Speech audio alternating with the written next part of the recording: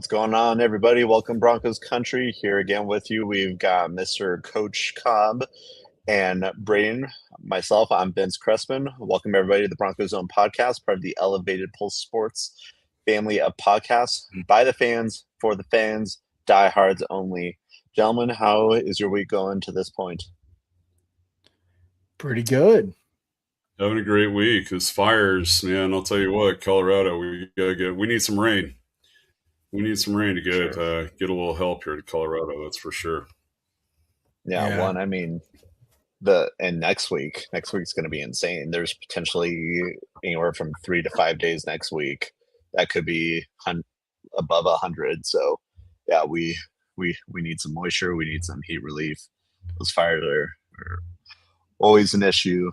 But yeah, with the drought this year in particular, it's worrisome. But hope everyone's staying safe out there. Get it out of the way before training camp starts. Right. Well, glad to be here with you all tonight. Of course, we like to start our week off with a nice bit of trivia, and we got Coach Cobb up again with that. Yeah, absolutely. We got one. So we get ready to go in training camp.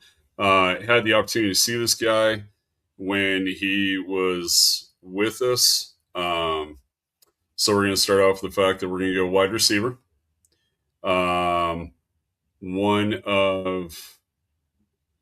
He played for 4 teams and one of the greatest wide receivers of all time.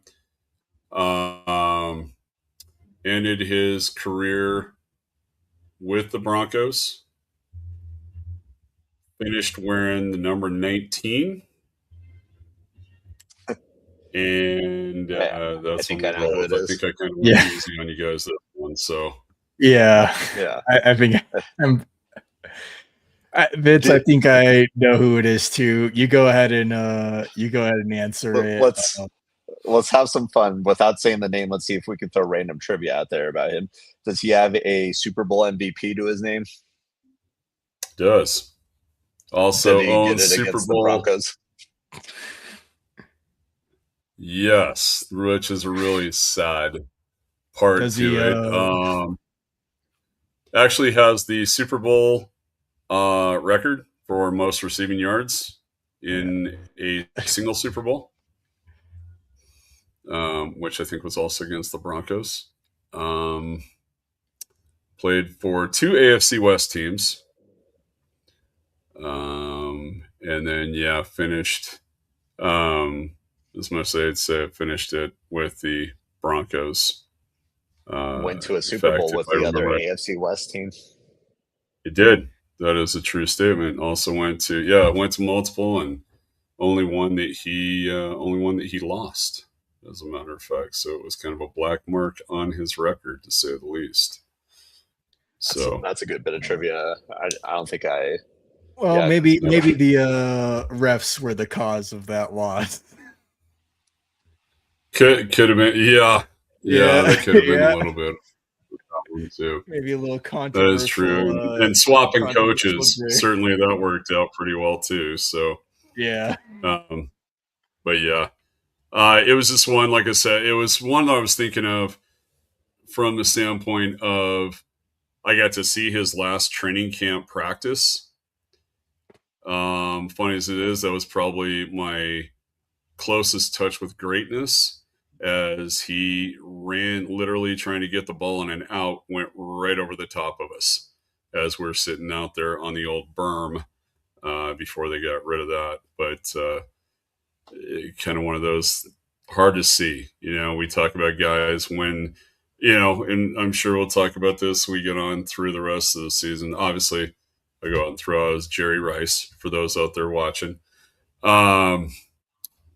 It was a tough one. You sit there and think about it. These guys that are coming to training camp. I was actually doing a little bit of reading on some of the guys that we've had. We had a big group of guys that were the heart and soul of the Denver Broncos back in the 70s and 80s, going to all the Super Bowls.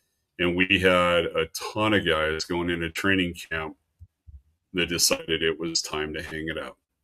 And it was unfortunate to see. We had a guy like Tom Jackson, who just played the all-time linebacker great. Finally, and the tough part was here was Tom playing in that Super Bowl, and then the Broncos end up with the Super Bowl again. I think a lot of those guys were looking at the possibility that they were going to go into, which we did, end up going to replacement games and things like that. But looking at these greats like Reuben Carter, Barney Chavis, Tom Jackson, Steve Foley, all these guys, a number of guys that are in the Ring of Fame, and knew that the time was there. And then you had a guy like Jerry Rice, who's all great, everything, and it was a shame to see that situation. Of course, it was a shame to see that happen with us. Seems like we get a few of those greats that come in here. One that I know, and I was going to throw this into that particular trivia question and kind of decided not to go with it too. Andre Reed, who ended up, after he's done with the Bulls, ended up coming here. And again, situation that little too late for us, but thinking about those things as we go into training camp and looking at what players, decide it's time and they're going to move on. I think we're pretty lucky in the fact that we got a young team. So I don't think we're going to see a whole lot of that unless we just see guys that, you have those guys, it seems like every year, that decide to, you see them all the time, 27, 28, can't do it anymore. Body won't physically do it, or just make that decision to, not end up in poor health down the road. So, but that was kind of my one for tonight. I was talking about the good old Jerry Rice and the short time that we got. Such a, for Manning, it worked out. For Jerry, not much left in the tank when it came down. So, a little hard to play wide receiver when you're in your 40s. Yeah, sure. For sure. The production he had in Oakland, though, even when he was up there, was insane. He still put up some numbers. I got curious and I looked it up. He was drafted 16th overall in the 85 draft, and only 2 Hall of Famers were selected above him, in Bruce Smith, who was number 1 overall, and Chris Dolman by Minnesota, the defensive end. So, I mean, it's, a decent amount of teams passed on arguably the greatest wide receiver of all time. I think he's the greatest wide receiver in terms of production, maybe not in terms of physical specimen or just overall talent, because I would put Randy Moss or Megatron up there for that conversation. But in terms of his numbers and his consistency, it was a machine. Yep. No doubt about it. Especially in an era where you're not passing the ball, 40 times a game on a regular basis. Right. Yeah, without a doubt. Yeah. And I mean, in a West Coast offense too, that wasn't necessarily designed to go over the top. It was a lot of yards after the catch for him. So he was an athlete for sure. That was the one that was crazy, to sit there and see a guy turn a 7-yard pass into a 70-yard touchdown, and leaving guys. And I don't think Jerry would ever tell you he was the fastest guy. 40, I think, was, probably 4 or 5, something like that. But, you got even Terrell Davis, go back and look at that. I don't think Terrell's numbers were all that great in his 40 and such, but, you turn around and put somebody behind him that wanted that ball. He had a whole nother gear when he popped in and had to go score. So pretty impressive what, again, maybe that's what they should do. I think I suggest that going forward, NFL should have one guy that's trying to take their job, put them behind them, and see how fast they run at 40 and get the true time of a athlete at that point. See how they do. So, well, let's go ahead and transition over to news. Thanks to Coach Cobb for that awesome trivia question, bringing up one of the greats in Jerry Rice. So it's a little bit of a slow news week in the NFL, but we do have training camp dates that are officially set. Starting on July 31st through Wednesday, August 19th. It happens nearly daily, and all of them here in Denver are going to be at 10 a.m. Gentlemen, did you all get any of those select tickets? Only 1,000 1,000 tickets per practice. Did you all get any last week? Yep. I am slated for, you know, uh August 8th. I got those tickets. So if anybody else got tickets for that date, you'll see me there. So Nice. I sadly was aced out by the time I realized it. I'll tell you, Braden, I'm not sure what time you're on, but I got on.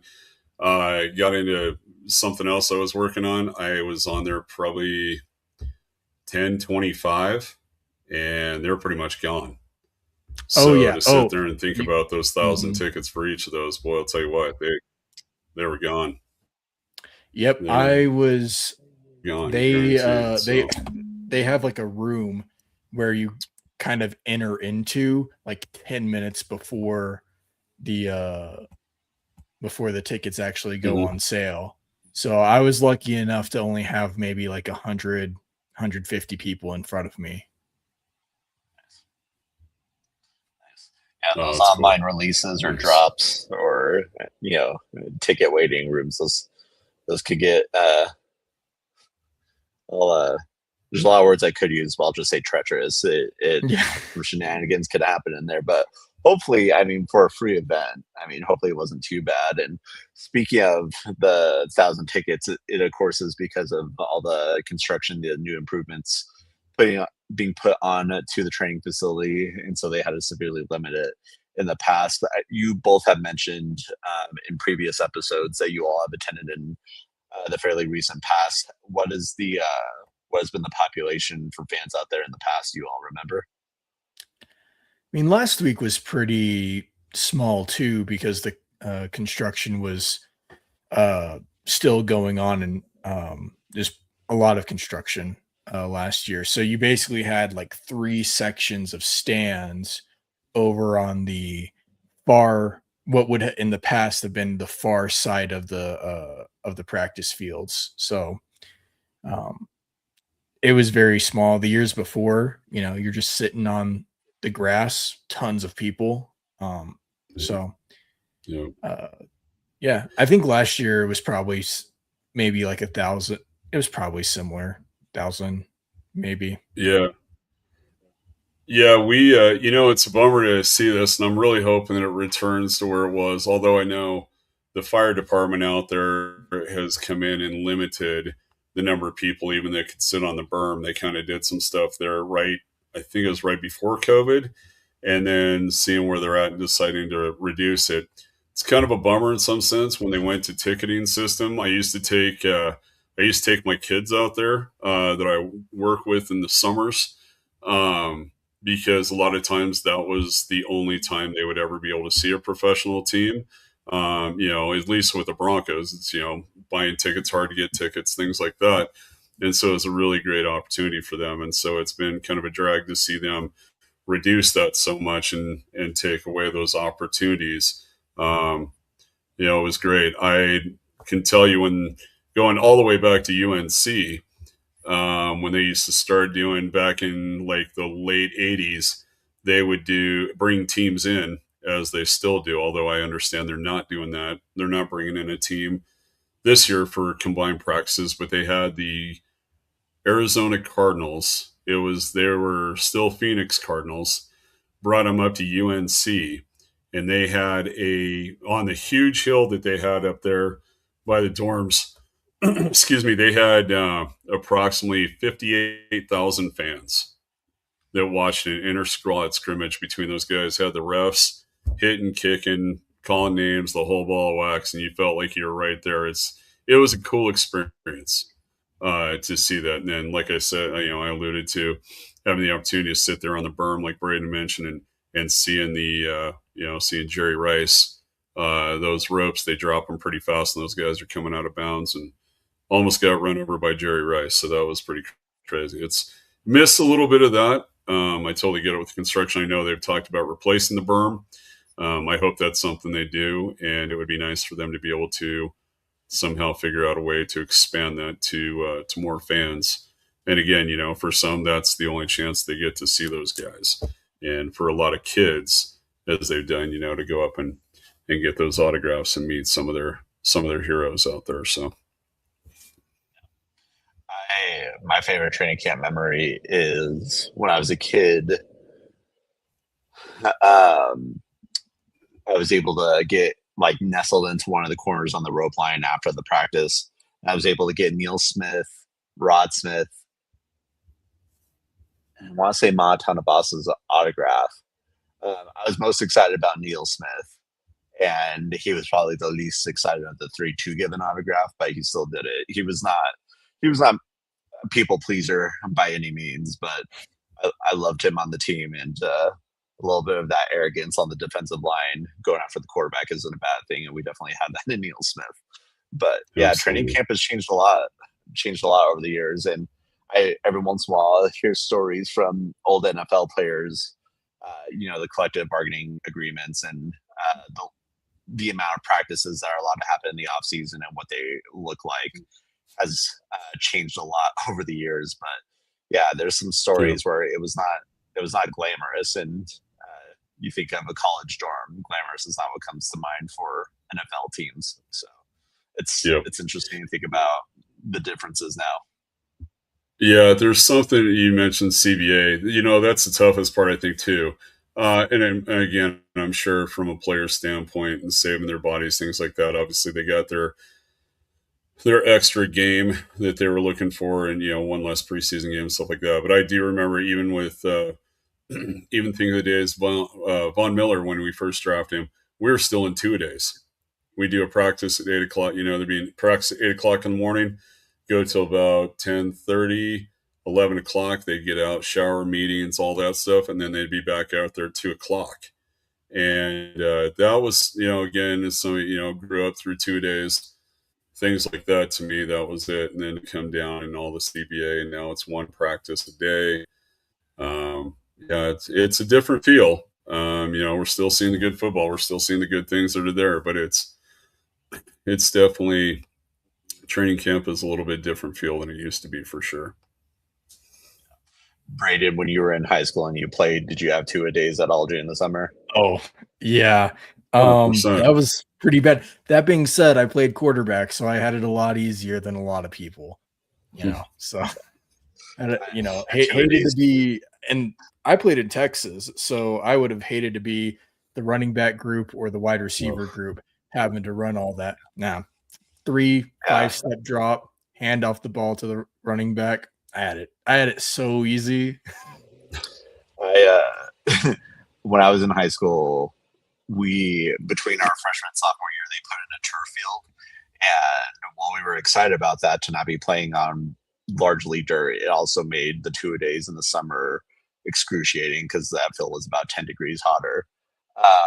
But I chuckled when you were telling that story, Braden, because my first practice in high school, they're like, all right, if you're a specialty player, come over here. If not, go on the other side, and we're going to be doing some conditioning drills.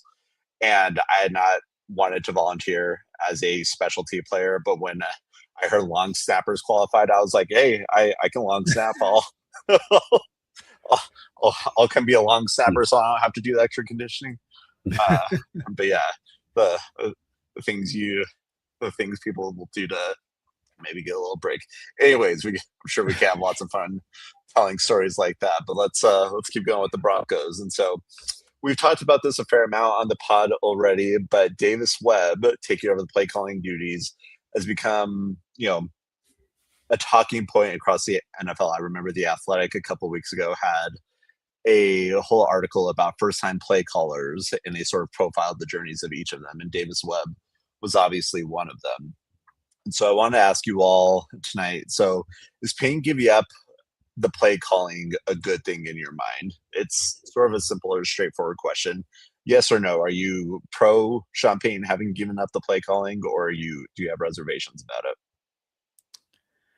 I don't think I have reservations about it. I think it'll be slightly more aggressive, but I don't see a whole lot of difference in scheme.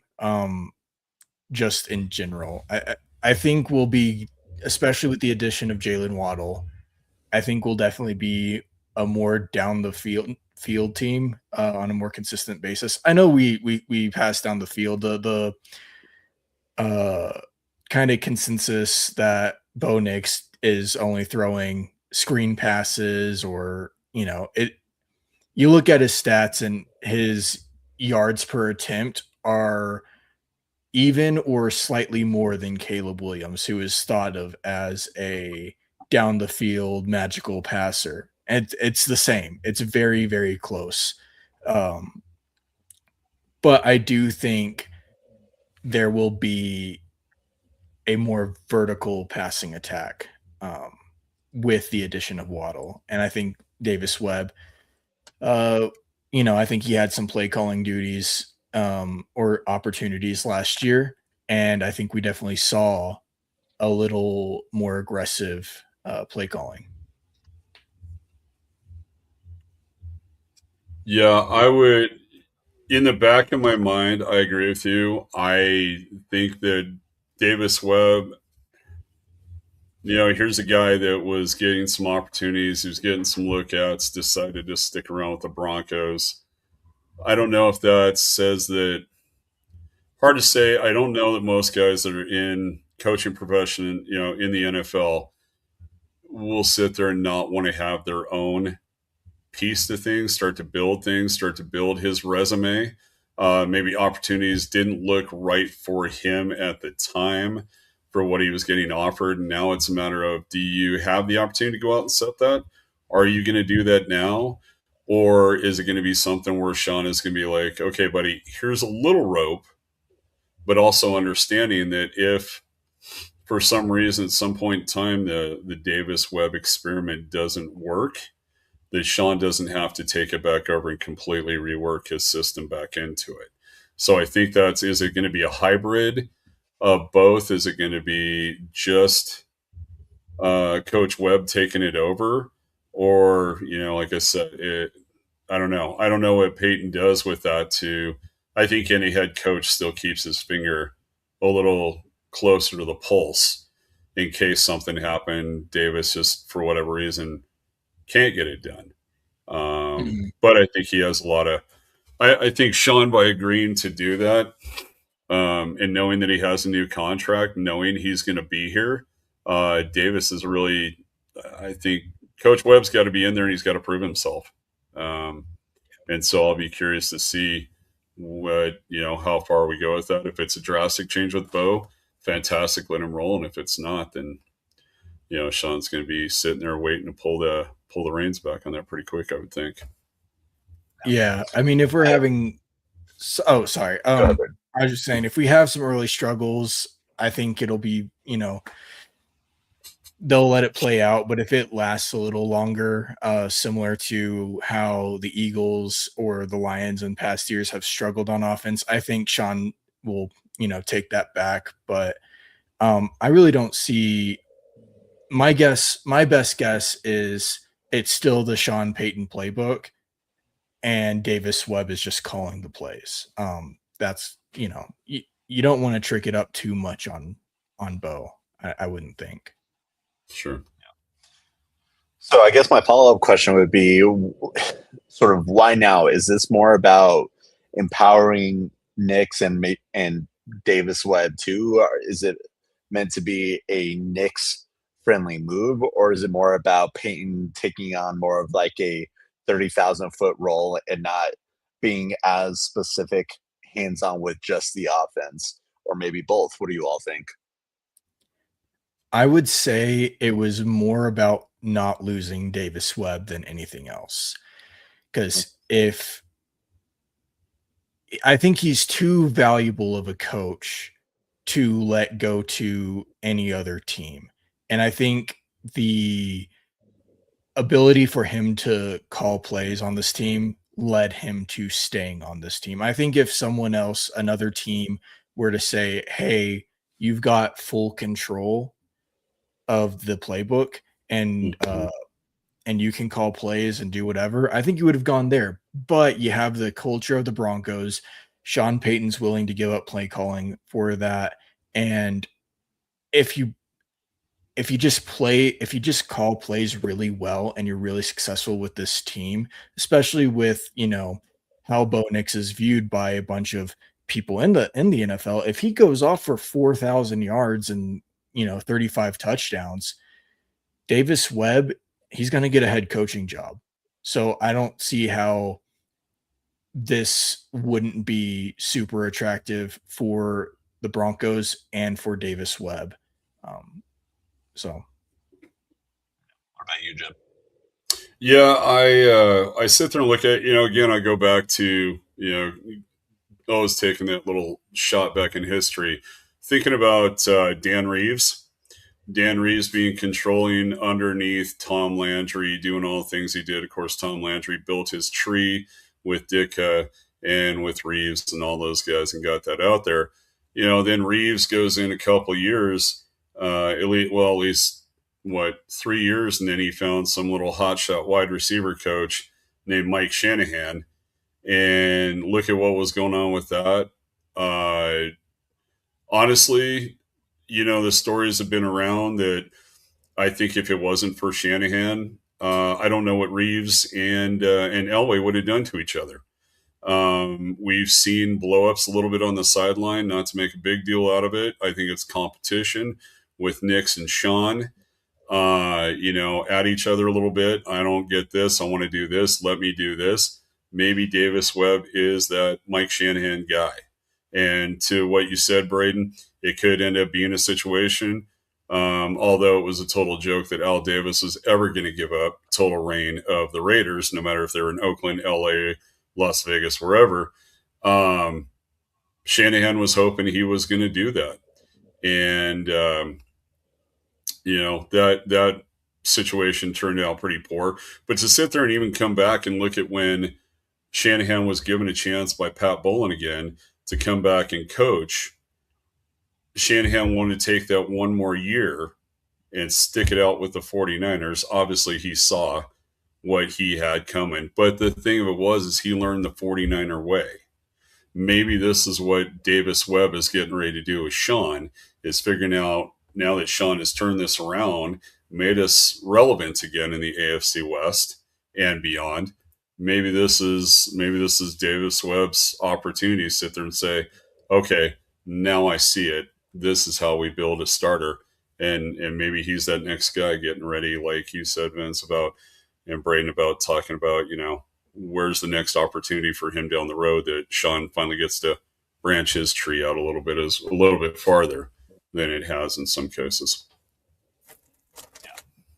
Yeah, I think you both made some interesting points, but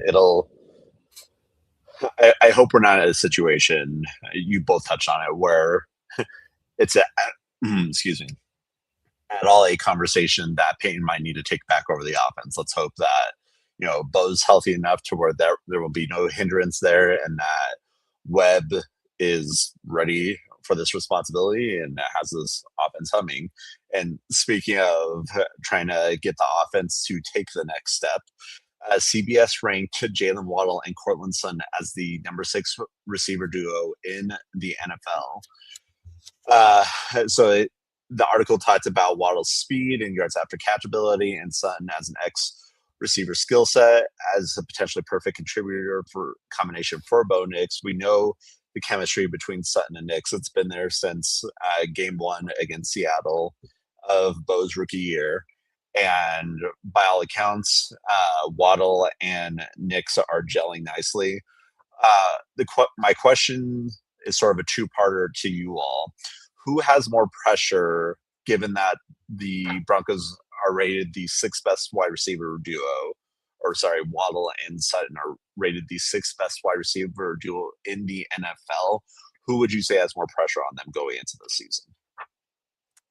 I mean, I would probably say Waddle, considering we traded for a first round pick for him, and kind of he's quote unquote the piece we needed. He's the icing on the cake that'll push us over the hump and all that stuff. Where Sutton, I mean, I think he has Denver's trust already. I mean, we kind of know what he can and can't do, and he had some drops last year, but with a new wide receiver coach, maybe that get hopefully that gets mitigated. But I think it's Waddle, considering he's supposed to be that guy, and when you have that kind of title on you, pressure's going to build. Sure.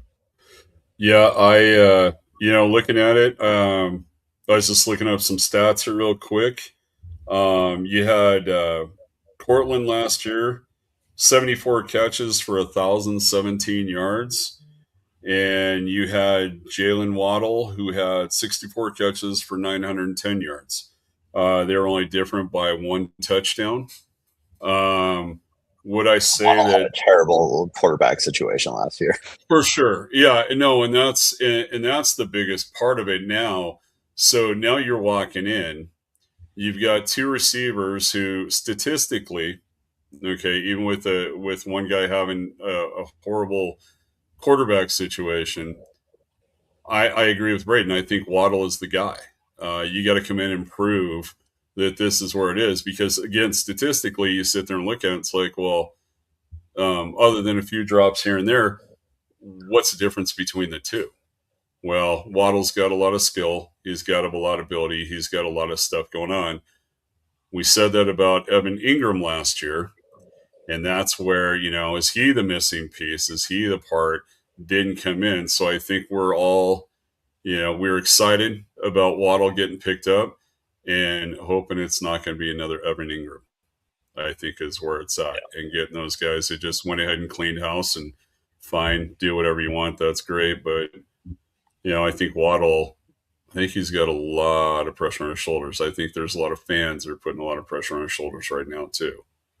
So, all right, well, as a barometer of your confidence in this wide receiver duo, I'm going to ask for a one-word response from each of you for the following question. Do you believe that both Courtland Sutton and Jalen Waddle can both reach the 1,000-yard mark this year?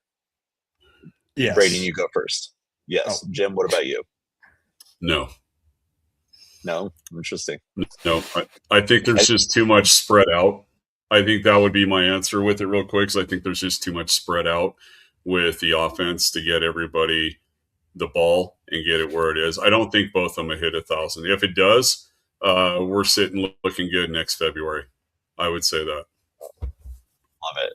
Yeah, that'll be interesting. We'll have to come back and revisit that question. But I love it if Braden were right and that both absolutely crack 1,000. Absolutely. All right, so let's go ahead. And we were mentioning the Heat here in Denver. It has been ridiculously hot and it's only going to get hotter.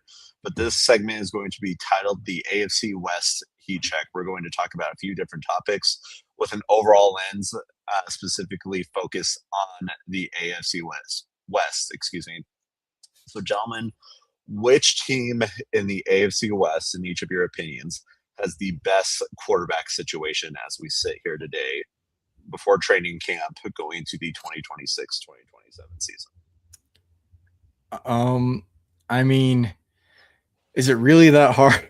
We got Kirk Cousins, who's pushing, mid to late 30s with a rookie quarterback behind him. We've got Patrick Mahomes coming off of an ACL injury with middling quarterback talent behind him, even with, very athletic Justin Fields. And we've got what if Justin Herbert, playoff Herbert. It's, he's efficient in the regular season, but when it matters, he fails. I obviously a lot of bias, but if Bo Nix's ankle is completely healthy, and it seems that it is, and he's practicing and he's running on it, and it's good as new, I don't see why he's not the maybe not the most talented, maybe not the best, but currently, with that offensive line and the talent around him, why that's not the best situation. The best quarterback situation. Okay. What about you, Coach Cobb? Again, sure, call me a homer. I think Bo's got it. I think Bo's got all the pieces that are there. I don't see him. If you're going to talk statistically, there's a argument for Herbert in regards to that, but I think moxie. I think the whole package. I think it's got to be Bo all the way. I'm not. I know Patrick Mahomes would be the one that a lot of people would roll to. I know there's some of the receivers that are finally coming back, and Rashid Rice, Xavier Worthy, some of those. But at the end of the day, I think he's going to continue to go to Kelsey. And Kelsey has got a lot of other things on his mind right now.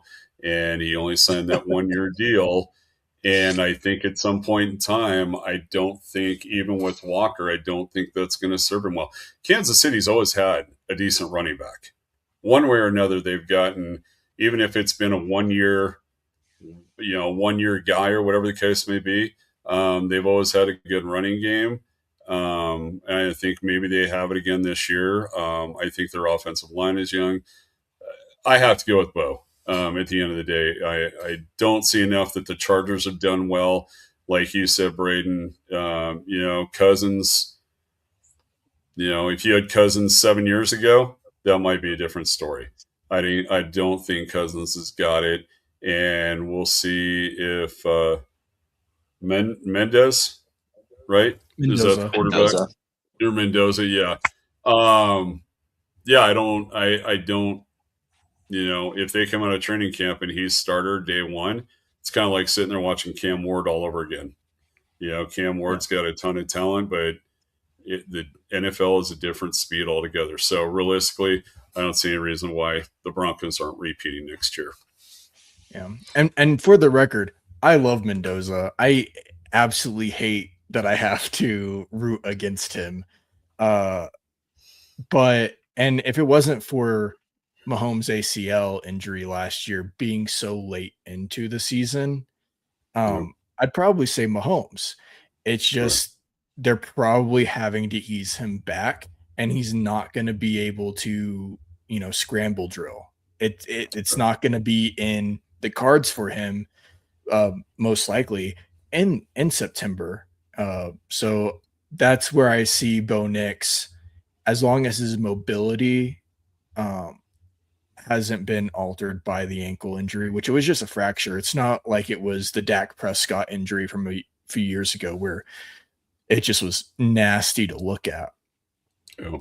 As long as Bo Nix stays healthy and he's still mobile and he's still able to make those, those out of the pocket throws, like the one you saw against the Colts last year in the second game of the season, or even the one against the Packers where it just kind of went in between the two defenders. As long as he can pull those off, it just seems to me that, it's all gas at this point. Yeah. So I appreciate everything you both said. I mean, we are the Broncos Zone podcast. Yeah. We are elevated pull sports for the fans, by the fans, diehards only. I would expect us to be confident in the Broncos quarterback situation since we finally found a quarterback that we believe in Bo Nix.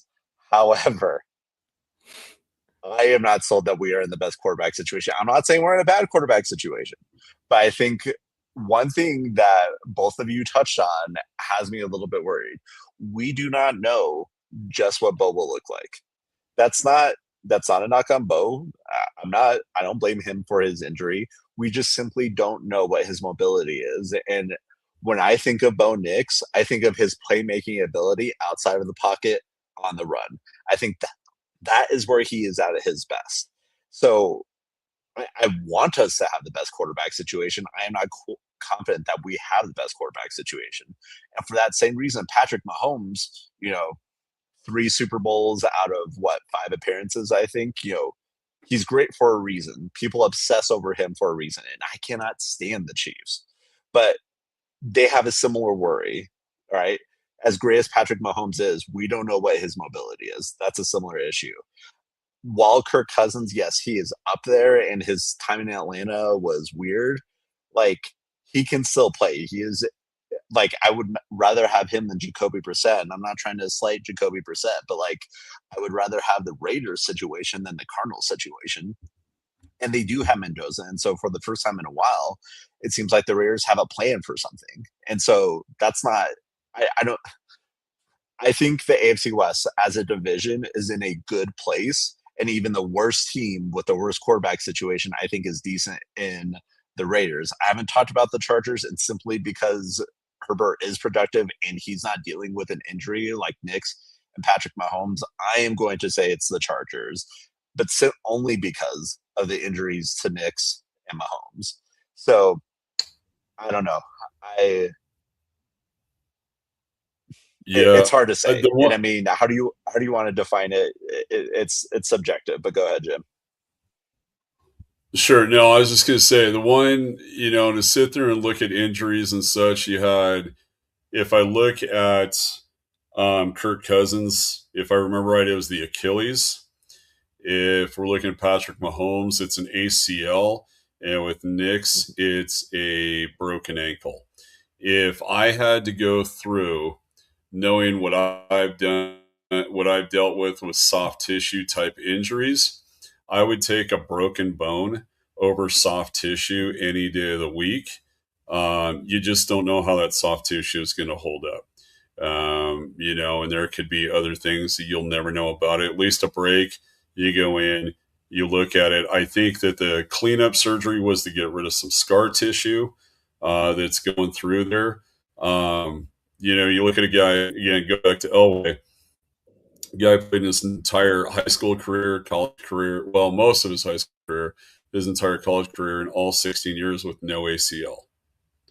He just never got it fixed. He just put a brace on it, let it go, didn't get in there, didn't try to mess with it, didn't do any of that stuff. And I think when you start messing with some of that stuff and you try to get it, you hope it's going to be stronger, but there's no guarantee on it. And, with a broken bone, again, I would rather fix the broken bone knowing you got a better chance to put screws in it, things like that, than those soft tissue type injuries can be kind of tricky. Yeah, it's an interesting conversation for sure. But really and truly, when you look at the division as a whole, I do not think. I think everybody's at least somewhat confident in the hands that they have at the quarterback position, whether that's long term, seemingly for both the Chiefs, the Broncos, and the Chargers. But it seems like the Raiders at least have a plan and a direction, which is something that we've not been able to say about them for a little while. But sticking with this theme of the AFC West, I'll ask it this way. If you were a player and you ended up on each of those four teams, which of these coaches in the division would you have the most confidence in? Andy Reid. Yeah. I think it's a you win three Super Bowls in 5 appearances, like you said, and they've had to make it with the Eagles one time. Yeah, and went with the Eagles with Donovan McNabb and lost to the Patriots. But his play calling, man, it is insane, and he'll take it from anywhere. I heard he took a play from a janitor and used it in the game, and it worked. It's insane. You have the plays that Tyreek Hill suggested back when I think it was against the 49ers, and they even added it to Madden. It was a deep out, like almost a 20-yard one or something like that, kind of like an out corner where and it somehow worked. And I think he's just really in tuned with the offense. And he's not, he kind of is a little bit of a walk around coach as well as calling the plays. As a quarterback, I would just love Andy Reid, where I think Sean Payton is a little more rigid with his play calls. I don't think he's always open to suggestion. I think Andy Reid's always looking to improve, get better, look at things from a different angle, and really listen to his quarterback. Not saying that Sean Payton doesn't his quarterback. I just think Andy Reid's a little more open to it. Sure. Yeah, I would agree on that. I think I could be certainly swayed awfully quick if the experiment that has been where so many people have thought about Drew Lock Drew Lock. Wow, that's going way back. Bo Nix, sorry, total flub there. Because I was really hoping for big things with Drew Lock and then never materialized. But with Bo Nix, I think realistically, there's been such comparison to him and Drew Brees. And if you think about Drew Brees back when he started with the Chargers, didn't think he was going anywhere. Sean got in the quarterback, got him comfortable, got him slinging. And there are very few times that if you were playing fantasy football, you wouldn't take Drew Brees. I'm hoping that Sean's going to find that secret sauce and get him going. I agree with you, Braden. I would have to pick Andy Reid right off the bat just based on a number of years of success with it. Harbaugh, he may be in that Pete Carroll, finally figured it out a little bit with the Seahawks, obviously, but it took him a while. He had to go spend some time in college before he brought it back. I think Harbaugh, when he played, was a great player. He obviously did some good things for Michigan. I just don't think he's there. I don't know if it's ever going to translate to what he wants it to be and turn the Chargers into a Super Bowl caliber team.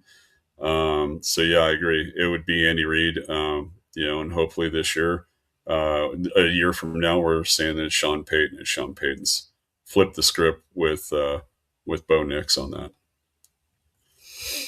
Yeah, I agree. Any answer than Andy Reid, I'd be skeptical of. He's long been regarded as one of the best play callers in the NFL, and he's up there in age, and he's still. This is not the deepest offense in terms of pure weaponry that he's had, but they were not great last year, but he still finds a way to make it work with what he has. And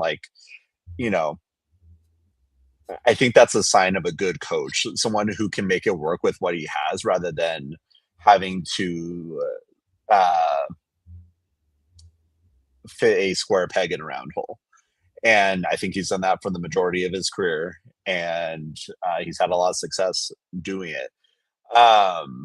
If we're talking about just one season, I think it would be Andy Reid. If I was looking to sort of using a lot of different metaphors here, but sort of hitch my wagon long term to somebody, I think my answer would be Kubiak, because you look at the success he's had in a short period of time. Yes, he's a first-time coach, but he's young. He knows how he wants to do things, and he's had a lot of success in a short period of time. And so, I think I'd be most excited if I were to get drafted by Kubiak. But if I'm just thinking 1 year at a time, it would be Andy Reid. I certainly would pick Sean Payton over Harbaugh, and Harbaugh is not a bad coach by any stretch of the imagination. But, Payton's won a Super Bowl and Harbaugh hasn't. And while Harbaugh's 49ers teams were always sort of in contention, the same is true of Payton in New Orleans. And I would make an argument that's a much harder organization to win with in the New Orleans Saints than the San Francisco 49ers. And so in terms of a coach power rankings for right now, I think it would obviously be Reid. And then I would put Sean Payton followed by Harbaugh, and Kubiak. But I think Kubiak is one of the best first-year head coaches that we will see. Yeah, so, I think Kubiak just has the very unfortunate, situation of being on the Las Vegas Raiders, and with that ownership. I do think Harbaugh is a player's coach, so I do see a lot of players, I would think a lot of players would really want to be coached by him, because he just seems like he's in it with you. He's on the trenches with you. But yeah, I think I agree with you. Hitching a wagon, I don't know if I'd go Kubiak, I think he's brilliant. I think he's a brilliant head offensive coordinator, but I just want to see what he does first. Well, and who real quick while I'm thinking about it, Harbaugh picked up Mike McDaniels this year as his OC, if I'm not mistaken, right? Mm-hmm. I think that's going to be. We sit here and we talk about Peyton and Davis Webb. What's that going to look like this year with John Harbaugh and Mike McDaniels?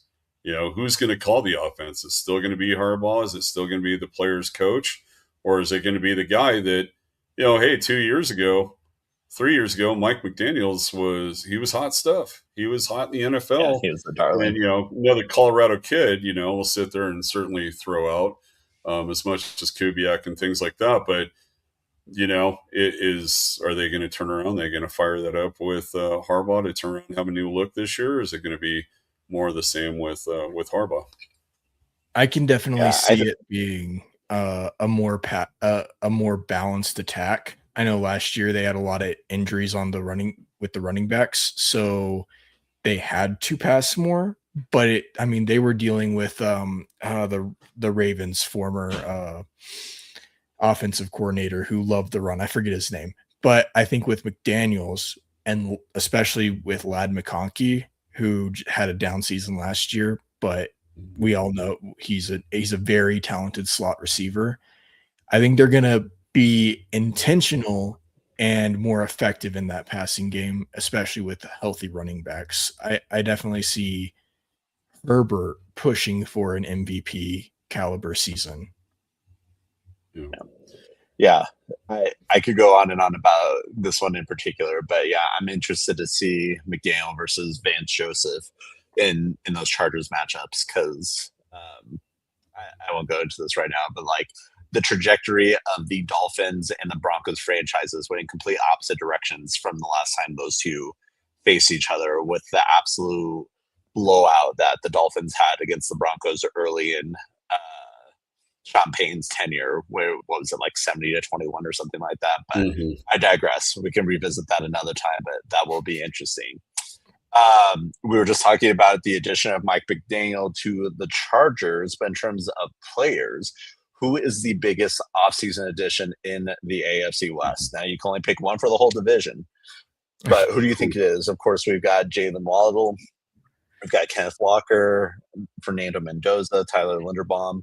Who would you all put out there? David Njoku's on the list. If one of you picks David Njoku, I'm going to call the authorities for a mental wellness check. But who knows? Maybe Coach Cobb, as a former tight ends coach, is just really high on Njoku to the Chargers. But what do you all have? Yeah, no, I certainly would not be going with any tight ends in the AFC West right now, including Travis Kelce right now, because I think that's never gone. Biggest free agent, I would have to. Does it have to be a free agent? It could be one drafted too. Oh, could be a draft pick too. Man, I'll tell you what. It's for me. It's got to be Waddle. I know it's hometown cooking there. I just don't see. I don't see enough things that got me excited. I mean, Kenneth Walker we talked about certainly, but I think Jalen Waddle for something to turn around and have a team that is just so absolutely close to making that. I think he's the biggest splash this year. Yeah, in terms of impact, I would go Tyler Linderbaum. I think Waddle brings us from here to here. I think Tyler Linderbaum brings that Raiders offensive line from all the below the screen up to here. So I think it's a dramatic change in their offense, especially when you're controlling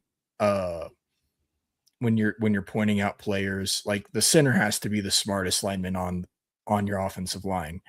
And he's an amazing center, especially when you have to protect a quarterback coming off of a torn Achilles and also a first round potential face of the franchise quarterback. So I would say Tyler Linderbaum in that regard. Yeah, and I mean, sort of support your point, Braden. They also have huge draft capital in Ashton Genty from last year. So I mean, you look at the past 2 years, like you got to do something on the offensive line to get the best out of your highly coveted draft picks from the past 2 years. Just to play devil's advocate here, I wasn't expecting anybody to say Linderbaum, but I think that's more than a valid argument. I definitely think Waddle is significant, especially with how much time we've spent talking on this podcast about the wide receiver room for the Broncos last year.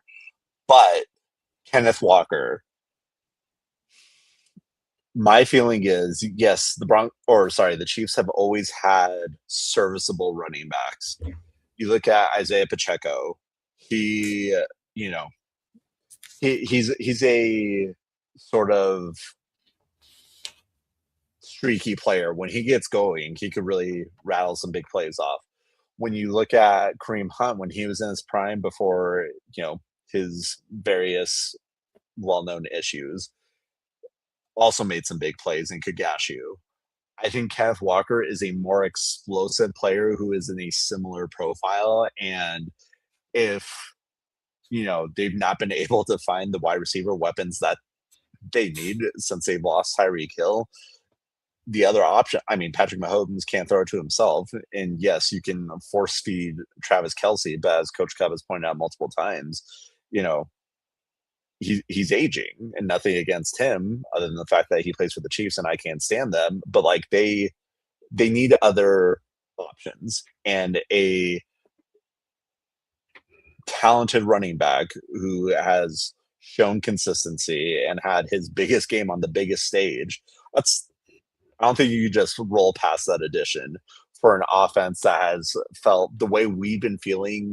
We need something at wide receiver. I think the Chiefs would feel like they needed an upgrade at running back, and they got that in Kenneth Walker. So I do think that is one that, that one was highly covered. So it's not as if I am picking something that it's not by any means a hot take, but I think they're going to lean on Walker quite a bit, especially with the Mahomes recovery timeline being complicated.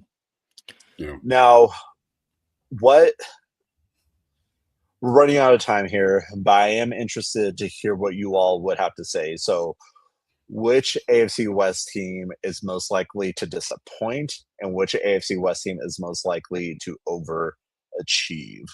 What would you all say for this?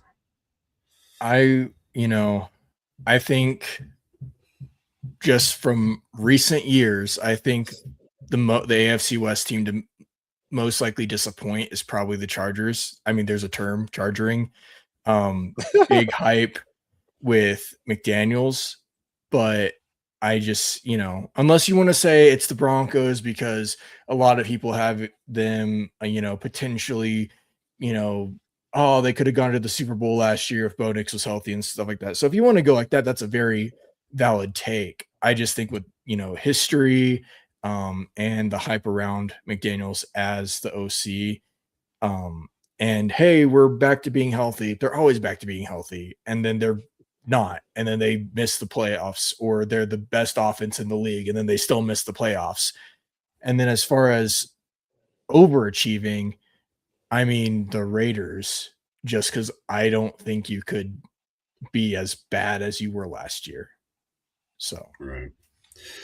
Yeah, I would go with the Raiders as overachieving as well. I think that there's going to be a lot of things. I hate to compare Kubiak to McDaniels, but McDaniels, even when he came here, started off 6-0. I think Kubiak has an excellent chance of doing that because people don't know his offense, aren't used to the things he's going to do. Is he going to run stuff like his dad did? I don't think we know for sure. He's got some talent, got some things. There's possible surprise, if you will. Yeah, as far as the other side of it, yeah, the Chargers, I think they're going to have LA feeling great, but LA's going to be feeling great about the Rams, feeling great about the Chargers. And then I think the Chargers fall down at the end again. Yeah, I agree. When the expectation for the Chiefs is largely Super Bowl or bust, when the Broncos got so close to the Super Bowl last year, and that's sort of the expectation, it's going to be hard for them to overachieve. When the Chargers keep saying, this is our year, this is our year that we take the next step, I think it's going to be hard for them to overachieve unless it's a really deep playoff run. So I think it has to be the Raiders. If I think if Mendoza and Genti show promise and they're not injured, and Kubiak shows, he's competent, which, not only do I believe he's confident, I believe he's a genius going to the revered institution of Colorado State University, go Rams, that he's going to have a great college career. Sorry, I had to shout him out, but I think it's got to be the Raiders. I mean, I think anybody else, I think there's too much risk underachieving for the other three teams for any of them to be overachievers. I agree, Braden. I think there's a school of thought that says the Broncos could underachieve, but what's your definition of that? Because I mean, if you say underachieving is the fact that they only win 10 games this year, well, they have the hardest schedule in the NFL. And are you really going to want to see us in the playoffs? I doubt it. And so, pundits might say a 10-7 season for the Broncos is a regression, but I still would be very confident in us going into the playoffs. And I just don't think I just don't believe in the Chargers. Unless they win a Super Bowl, I just don't know that I ever will. So yeah, I agree with everything that's been said. I think it's got to be the Raiders as the overachievers. Chargers, prove us wrong if you don't like people criticizing you. Yeah. Yeah, I just as a closing comment on that, from me, we talked a lot about offense tonight, and I'm sure that our shows as we continue on will cover a lot more in depth with other things. But I think you talk about a team that's built to do the most, and it'd be hard pressed not to look at the home team. I think we're feeling great on a number of sides, pretty much all three sides, and so I think that every time has got to keep in the conversation on that. So, and like I said, I know we'll talk about that as we get more into the season and such, but pretty exciting time. For sure. Only more and more to talk about from here on out. Well, thank you everyone for joining us here tonight. Make sure you like and subscribe, share if you feel so inclined. But thank you for joining us here on the Broncos Zone podcast, part of the EPS network of podcasts. And we hope to see you soon. And as always, go Broncos. Go Broncos. Go Broncos.